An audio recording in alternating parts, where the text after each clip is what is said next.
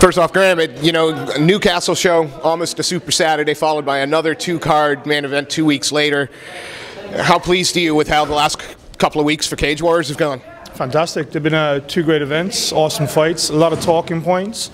Tonight was pretty special, coming to the Olympic Park for the first time and seeing some of the fights that kicked off the first main card, and then how the second main card with the finishes that were in there. It was pretty great 2 weeks for the organisation. Yeah. We got to talk about your lightweight division for a second, because there was a lot of that talent on display today, and I know you'll have an opinion. I know you've got a matchmaker in Ian Dean, but he's going to be spoiled for choice making some matches and making a next title fight. Have you got any views on perhaps who Stevie Ray's next opponent should be? Where do we go, man? Where do we go? I mean, that lightweight division, you got Rogers, Duffy, you got Demir in Copenhagen as well. That lightweight division is so stacked. It would kind of be unfair to give any one person an next shot, because there's somebody that would deserve to have the shot at Stephen.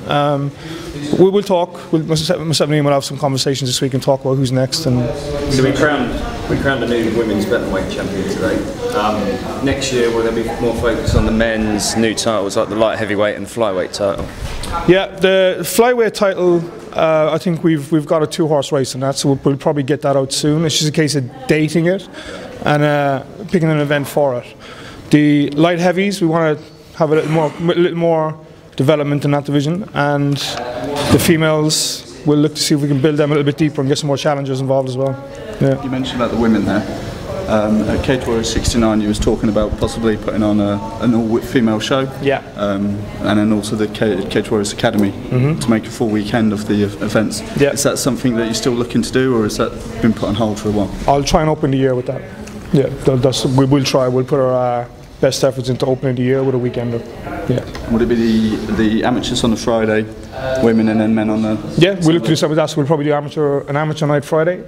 We'll hit the Cage Warriors numbered event on the Saturday, and then maybe do an all women's on the Sunday, or it might be the other way around. It could be an all women on the Friday, the Cage Warriors number on the Saturday, and then amateur on the Sunday. So we'll see. It's just a bit of planning. Have you got a location where you? No. I haven't nailed any of them down yet. The next 6 weeks will be all about nailing down the TV contracts for 2015.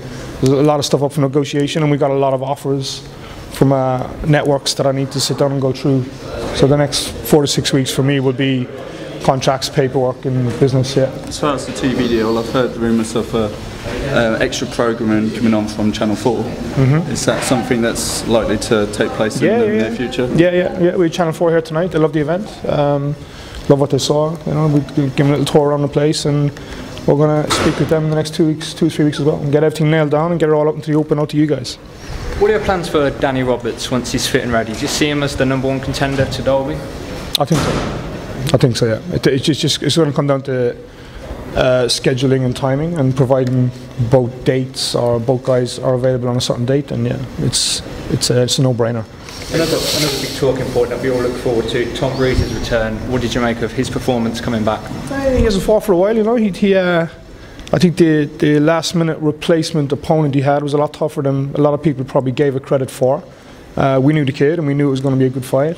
Tom got a good test. He got some cage time, and that's what he needed. I mean, if he went in and he finished the fight in the first, say, round, or was in and out, it could have been a little bit worse off for him, because he needed that time to shake off any kind of cage rust that he had from the injury and not competing, getting used to the lights again. And so yeah, it was good. Good for him. He got cage time. And obviously Wheeler and Maguire was cancelled at the last minute. Is that something you look to book again? I'd love to see that fight on again. That fight was probably the people's main event. Had fight of the night written all over it. But I got a phone call, I think it was at 12 o'clock today, saying John wanted to talk to me. I went to see John, and I pulled the fight with John. John would happily still fought, try to. But you've got to step in, and regardless of tickets sold or fights that fans want to see, we've got to put safety first, and fighters need protecting. As tough as they are, they need protecting, and I pulled that fight. Yeah. Can you? Fight at the night there, that potentially being that one. Instead, I think it was a clear cut decision for Wild versus Carter. Yeah, that was a crazy fight. Absolutely crazy fight. The kind of fight you just don't want to see it end, and you don't want to see a winner, or sorry, a loser. Really good. Tim is a great prospect, and I think he just bounce back from that. But I think he proved in that as well that he's a legitimate fighter, whereas beforehand he's not really had the names on his record that backed it up too much. Yeah, and you know, same for Sean too. You know, they both did an awesome job. It was entertaining, and I'd like to see that again, actually. Your next event is obviously Dublin, New Year's Eve. You know, one of your flagship shows. Can you give us a taste of what we can expect on that card yet? It's only 7 weeks out. No, you can find out next week. Next week we'll tell you everything. Also, we understand that there's a new signing, perhaps from another organization that's coming your way. The press officer certainly had a chat. When are you going to drop that name? This week. This week we'll drop it all. There's a lot of new signings. There's a lot of stuff under the hood that we haven't released yet that we'll work on getting on in the next week or so. Yeah.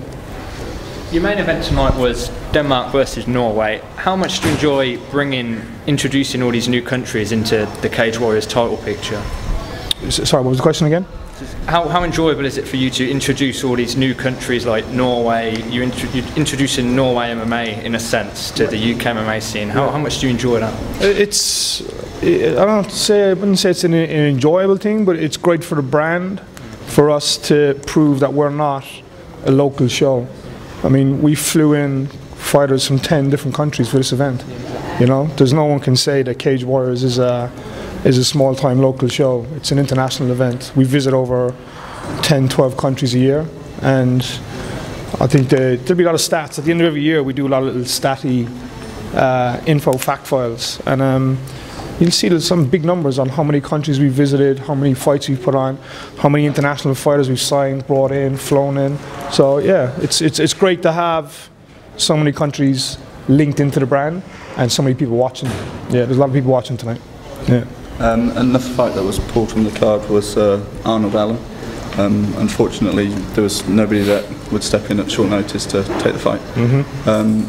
Who do you think is going to be next for Arnold? He mentioned he wanted to fight as early as he could to start next year. Yeah, well, we're actually going to try and get Arnold a fight if we can on another show. We're going to look at what shows are still available this year, and if there's a fight there from somewhere, we'll try and get him help to get him on there so that his camp's not wasted. The one thing that really gets to me is a fighter getting a camp, putting in a 8-week camp, then getting wasted for nothing. You know that I'm in the gym with these guys. I train with a lot of them. I spar with some of them in the gym, and when you see the work they put in and they don't get to compete or fight, it hurts. So we'll work as hard as we can to get maybe Brad and Arnold a fight before the end of the year somewhere. We'll see. Yeah. So does that mean it's another show on top of the Dublin one? It doesn't have to be our show. I mean, there should be plenty of shows on around Europe that we can approach a few promoters and say, look, these two guys are ready. They've had a camp. When's your next show? Do you want them on? And you know, if it means that we have to, or I have to maybe financially help out some way to get them to fight on those shows, then yeah, so be it. I know during the interval there was obviously the Hippodrome girls coming out and doing the dancing and stuff. Is that part of a contract with you and the Hippodrome? Is that something we're going to see sort of going forward? It's more of a London thing. The Hippodrome are partners and sponsors with us. We've got an after party with them tonight, and it's more of an exposure for them as a thank you to for them getting on board. You know, it's not easy to get corporate firms and bodies to come into the sport. It's looked at as a blood sport. You know, where all the weigh-ins, the London shows take place. Yeah. I mean, I don't know if any of you made the weigh-ins, but the weigh-ins at the casino and the Hippodrome in London are fantastic. You know, awesome setup. You know, awesome sound system. It works really well. It looks good. So yeah, we'll work with them as long as we can. Is this the new home of Cage Warriors in London, or is it back to the Forum next year? That's a good question. I don't think we'll do the Forum again, but it's not been easy working this venue. There's been a few behind-the-scenes things where just awkward. You know, there are better venues and easier to work with. I mean, we never thought we'd fill the arena, but it was just under maybe about 3,000, 2,800 filtered in throughout the whole night. So yeah, it was good. I know you usually like a little bit of time to think about performance awards, but is there any fighters that have stood out for you tonight? Any fights that you personally, thoroughly enjoyed, or anything? Duffy's KO was pretty spectacular. You know, that was something else, and I loved watching that last fight with Nicolas and Mawson. And Nathaniel Wood makes an argument that he threw the head kick that broke the arm that ended the fight by TKO. Is there a little bonus in his future? I think he was wondering. Yeah, he did good, man. He did good. I mean, I spoke to Stephen's corner halfway through the Dalby fight. They're in hospital. Stephen needs surgery. I think he's already got a plate in his arm, and so he'll be staying in London for a couple of days. He goes surgery tomorrow. 2 bones are broke. 2 bones in his arm are broken. So he'll have surgery tomorrow, and probably Monday, Tuesday we'll get him back home. Yeah.